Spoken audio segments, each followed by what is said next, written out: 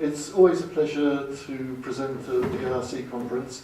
Many of the ideas which I'm going to be expounding here were influenced or inspired by Reinhart, conversations with Reinhart, over the many years since we've known each other, I think from 2001. Title of the conference, Language Matters. Language does matter. It's the essence of human being. It's how we express ourselves. The localization industry, the universities producing graduates are doing a fantastic job helping us increase the volume of international trade, helping lift billions of people out of poverty to a point where they can actually sustain themselves and their families.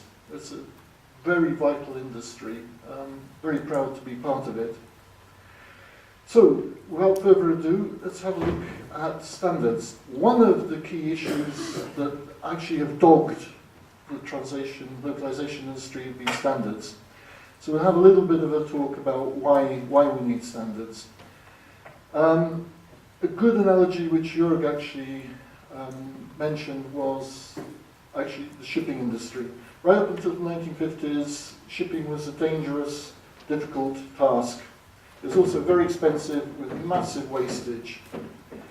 And then along came the shipping container, inspired by the US military during the war in Korea. Uncle Sam doesn't like to pay through the nose when spreading freedom and democracy. They decided that the most effective way of actually shipping goods was to have a standard container. And lo and behold, we ended up with ISO standard, 3 different types of containers. And the container has actually revolutionized the shipping industry. You know, massive efficiency, that's what standards give us. Standards give us lower costs. They dramatically reduce to 100th of the amount it used to cost to do this manually. Also, they're safe to implement. A standard means that you can actually write according to that standard. It's tightly specified, it's been peer reviewed, it's been designed by a panel of experts. So it's actually very, very safe to actually implement. You get greater interoperability. You can actually move things from one system to another. This is very much what Limport and interoperability now are trying to achieve. And they also have unforeseen benefits. How many of you were at the Olympics, at the Olympic Park this year? Okay. Excellent. You would have seen a whole office block built from shipping containers, complete with television studio, etc. So you get actually unforeseen benefits and really great side effects. You can also make yourself a beachside villa based on it. But there are sometimes dangers. Standards can be misused, as you can see here. Human ingenuity knows no bounds. And also, standards can be abused. I've seen XLIFF implementations that look very much like this.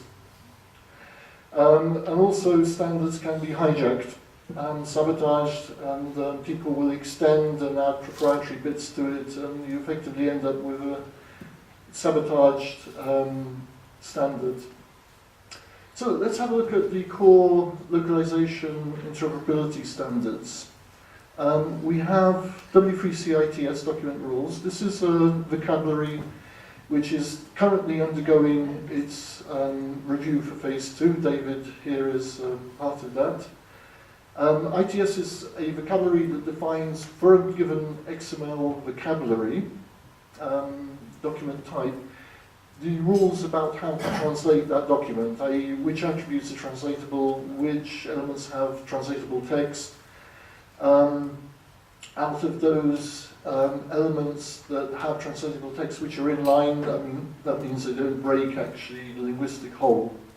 Next is SRX Segmentation Rules Exchange. This is again an XML vocabulary which allows you to specify the rules for segmentation for a given language, where to break sentences, etc.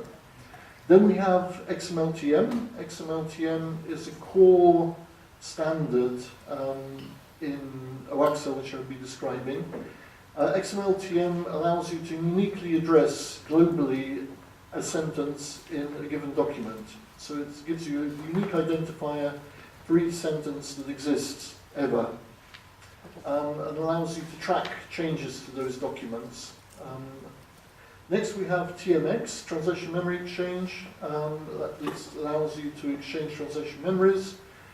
TBX, terminology, term-based exchange for exchanging terminologies. GMX, which is part of a tripartite standard, it's global metrics exchange. First part of that is volume. GMXV gives you word counts and character counts. And then we have XLIFF, XML Localization Interchange File Format. And then we have various vocabularies for designed in XML, DITA, XHTML, DocBook, or any other XML vocabulary, standard vocabulary. Then we also have Unicode Technical Report 29, which defines grapheme boundaries, word boundaries, and also sentence boundaries in addition to SRX. So we have a look down this list. There's an XML icon against virtually every one except for TR29. And that's very, very important. We must stop thinking in terms of a world where we have encoding other than XML. Everything is in XML now. Microsoft Office, OpenOffice, HTML, everything, if it's not in XML, can be rendered into XML very simply. That gives us a very powerful raw material to work with, because rather than the Babel of different electronic standards, if you reduce everything to XML, then you can apply automated processing to the XML itself. You can build finite state engines. These engines are driven automatically. So rather than writing filters for each separate different type of electronic document, you render it into XML, and then you can apply a standard process to every document, because as long as you have the ITS rules for that document, you know how to process that document for translation.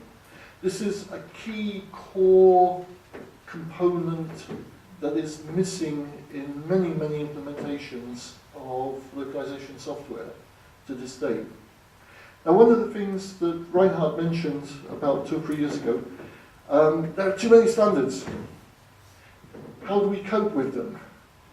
And that inspired me because I've been working with most of these standards, and I thought, you know, we must have a framework for actually putting everything together, because I've actually managed to build, construct, and very effectively implement all of the standards in an automated fashion. So in order to promote the use of these standards, and for interoperability, for exchange, etc., we came up with the open architecture for XML authoring and localization. And it effectively encompasses all of the standards which I've expounded so far. It's an official OASIS reference architecture. It's SOA-based. As Jürgen mentioned, the best systems are SOA-based because they allow you to have a component-based approach to your design. You can offload processing onto different architectures, onto different servers. It gives you immense flexibility. So this is where you can actually see the basis of OAXAL. The standard itself exists in PDF and also as a wiki, as a front page, and that's the address. As you mentioned, these slides will be handed out, so you don't have to worry about actually taking note of that. Now this is how the OAXAL stack looks. At the bottom, we have Unicode, which underpins everything. And I know Patrick's going to actually give us some good insights into the limitations of Unicode.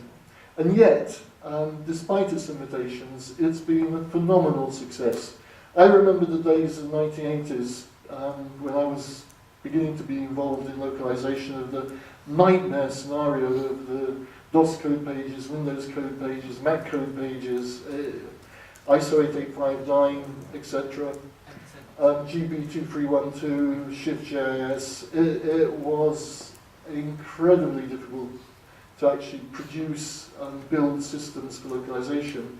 XML has given us a phenomenal breakthrough in terms of being able to have a standard way annotation that's human readable. It has limitations, but rather like democracy, the alternatives are a lot worse.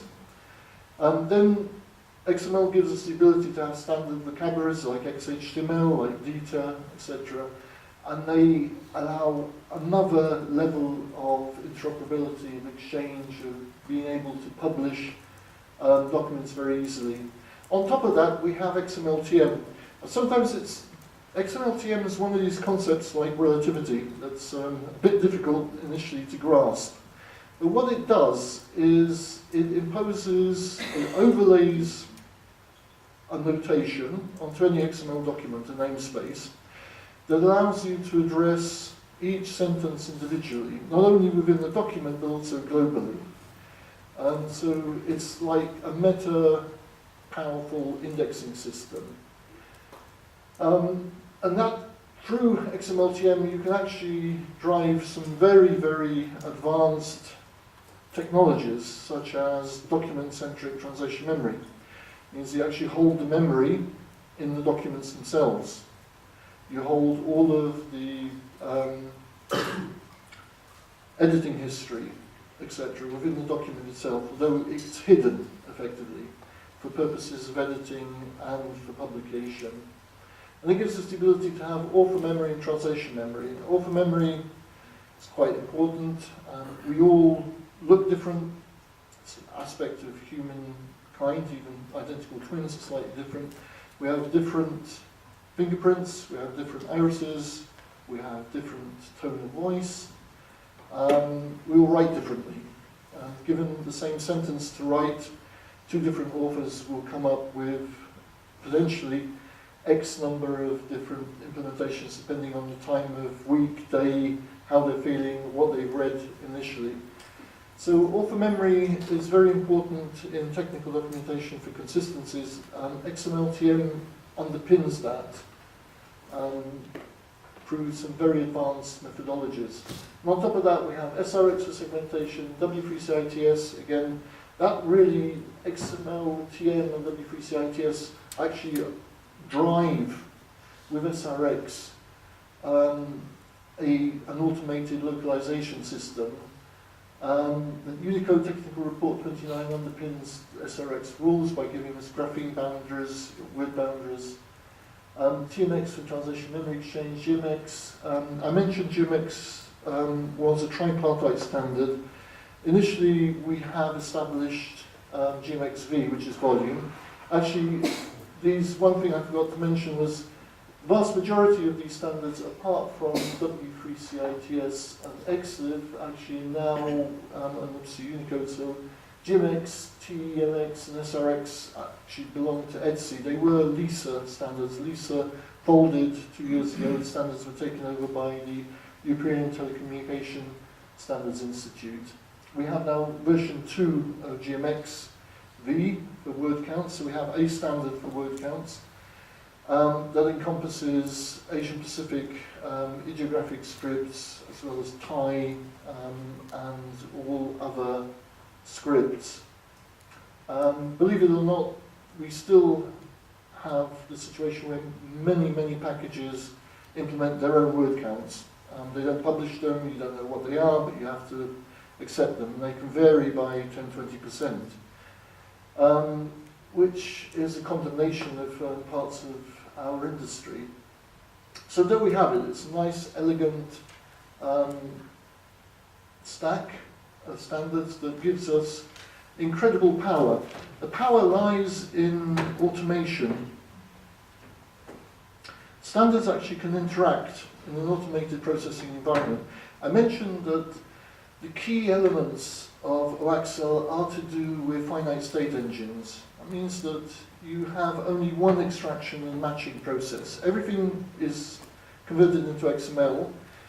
It then only the extraction matching output algorithms are totally driven by XML documents. So it's totally automated, state-driven architecture for text extraction and matching. Very revolutionary, very powerful. That means you can concentrate on just one extraction matching engine rather than having one for each different type of document. And that's the power that standards give us. And unless you've actually seen it working, it's kind of difficult to grasp initially. But if you think of it as an automated factory rather than a kind of manual labor type approach to localization, that's what it is. So the benefits of OAXAL, it's a service-oriented architecture in the best tradition. Open APIs, open standards. It allows for easy exchange. It's a modular design, provides high degree of interoperability, and a very high level of automation. Now, believe it or not, this is still how a large part of the localization industry works, though it is improving. Normally we have a customer who sends in a document. I still see this very, very often. They'll send a source document to either an in-house department or to a localization service provider, LSP. Text is extracted manually. Usually a project manager has the thankless task of actually doing that. The extracted text is then submitted to some kind of TM process, usually again by a project manager who has to remember which memories to maintain, how to process the text. Then the prepared text is sent out by email to translators who use various tools to actually do the translation. Then it's actually merged, there's a QA review process, that goes round, and then in the end you have the target text on output. So what's wrong with this process? Well, basically every single red arrow we see here is a point of failure. You know, project managers leave, new ones join, people forget which memories to run against. Very interestingly, I worked for Ford of Europe as Chief Technical Architect for 6 years, between 2000 and 2006. When Ford automated their internal systems, they found they were getting 20% better matching than their LSPs. This caused a certain amount of consternation, but it wasn't really, though it's an industry where the less efficient you are, the more money you make. It wasn't actually anything to do with bad will or the suppliers being not necessarily honest. It was just the fact that they were all relying on human beings. We're all fallible. We'll have our off days, we go on holiday, somebody else comes in to do our work, we forget things. If you have a totally automated process, then you don't have those problems.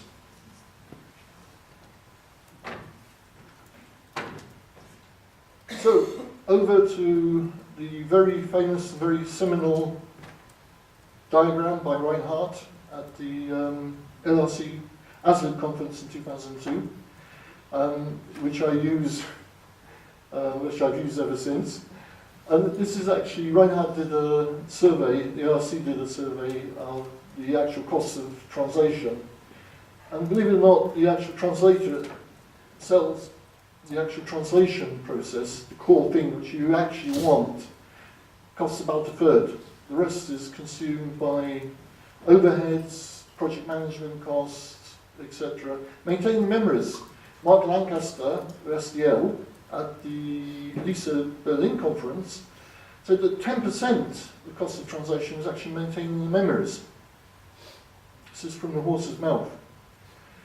So it's very, if you're doing it manually, it's very expensive. And most of this, 50% of the costs, because we'll see companies have to make a profit to exist, the 50% of the costs are usually wastage in normal terms, things that you could have automated. So when you're using an automated OAXAL-based approach, then the whole extraction matching is totally automated. You should also have everything in one database so that there's no human intervention. Everything is automatically matched. You shouldn't leave it up to people to decide what they're going to match or not. They can override things if necessary, but the default should be total automation. And also the internet's given us a tremendous boost in terms of translation localization. If you think translation is typically a very highly collaborative process, you have project managers, you have translators, you have teams of translators cooperating, you have reviewers, you may have 2 or 3 stages of review going concurrently. The paradigm of emailing things to people, it just doesn't stack up. Browser technology, the internet has given us the ability to actually work in real time, multiple translators working on the same files at the same time. Reviewers and translators cooperating, lead translators setting up terminology automatically in real time, everything in a highly functional, highly integrated fashion. At the end, the merge and output processes should also be totally automated as well. So let's have a look at some real-world examples. Carl asked me to demonstrate some examples of OAXAL in action taken from real-world instances. First one is translation of the English soccer. This is actually from the Daily Mirror. Football articles into Arabic. What happens is, at the end of the day, at 11 o'clock after the last match, UK time, last match has actually taken place, the reporters file their copy. That's all done in XML. They have a kind of transparent interface. They don't know it's XML. Effectively, it's all XML. It goes into a WordPress database. From the WordPress database, it's actually pushed out via web services to a automated LSP workflow system based on OAXAL. The text is automatically extracted, processed, terminology for any memory. Reporters, being reporters, reuse sentences very often. So it's we all tend to have common stock phrases that we use. Sick as a parrot is one of them. It comes up quite often when the manager loses a match. So the file is automatically actually processed completely for terminology. The interesting thing was that terminology, I thought, in these terms would always be footballing terms, but the vast majority of terminology in this instance were to do with constant transliteration of names like Rooney, Capello, Ferguson into Arabic. And the XLIFF file is then presented via a web interface for the Arab translators working from Jordan through to Morocco, and they will come in and translate online. It's about 2 o'clock, 3 o'clock in the morning. They're in most of the Arab countries. And they turn it around typically within 2 hours. So there's a translation process, there's a review process, and the reviewers actually correct what's required, review all the translations, and then once the translation process is finished, each individual article is then automatically merged and sent back out to the WordPress system, and then that goes out to the Cellnet providers in the individual Arab countries, and the consumers actually wake up in the morning, switch their mobile phone on, and they get the reports, the football, how Arsenal, Chelsea did, Manchester United, in Arabic. Another example is actually, this was the Visit Britain website. Again, a content management system in XML that actually ran the whole website. Any changes in the content management system were then automatically, after authoring, sent out via web services for translation. Again, automated process that included all matching so that all sentences that hadn't changed were given the previous translation. Again, after translation, the XLIFF file, translation was online, automatic. translators and reviewers would come in and translate and review, merge and then output. So you could actually turn around a change to a website in a matter of, if not minutes, hours, depending on whether the translators were online already or not. So that gives you some of the ideas about the power of a standards-based SOA architecture based completely on open standards, driven via finite state engines, totally automated, hands-off kind of approach. I mentioned the browser-based Workbench. This is an example. It's sometimes difficult to kind of imagine what it's like, but it's absolutely fully featured. It includes terminology recognition, everything you want, from spell checking to search forward, backwards, search and replace, comments by reviewers, etc. Very powerful, fully fledged, works with Firefox and Internet Explorer, and allows translators to translate in real time, multiple translators working on the same file at the same time. So, OAXAL in action. Which companies are using OAXAL? We have a lot of companies that are actually using it in the real world. My favourite is Okapi, which is the open source framework, which is, has implemented OAXAL. We have everything from the European Commission, tax harmonisation, Zynga, the games company, Facebook. They translate gazillions of words every night into like 20 languages. Games are constantly being updated to encourage customers, consumers to take part in the games, so they're constantly being retranslated on a day-to-day basis. Sometimes 150,000 segment files processed. Lingo 24, EasyData, HiAb, Kyocera, lots of companies using it now, and that's my contact details. Okay, thank you very much.